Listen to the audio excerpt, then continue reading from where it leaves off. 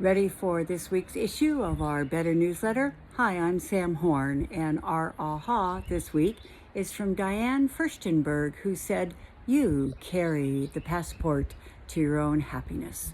And our anecdote this week is from my dear friend Glenna Salisbury. Glenna was a speaking legend and graciously gave me permission to use one of her favorite stories in my latest book, Talking on Eggshells. Thanks, Glenna, for the difference you continue to make. Your legacy lives on. So here's Glenna's story, is that Glenna was married to a man who loved being out on the water. So he bought a really big boat, and it wouldn't fit in the driveway, so he parked it in their backyard. And there it sat for months, for years. Glenna said every time she was at her kitchen window and she was doing the dishes, she'd look out at that doggone boat, and she got more and more frustrated. So she finally went to Jim and she said, "It's either that boat or me."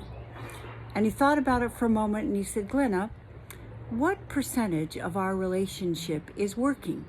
And she thought about it and she said 80%. And he said, "I agree. So why don't we focus on the 80% that is working instead of the 20% that isn't?" So Glenna decided to look at some beauty instead of the boat, and she went out and she got a really big rose bush.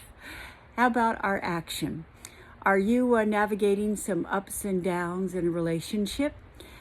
Ask yourself this: am I going to change this person's mind about this behavior, or are they going to change mine?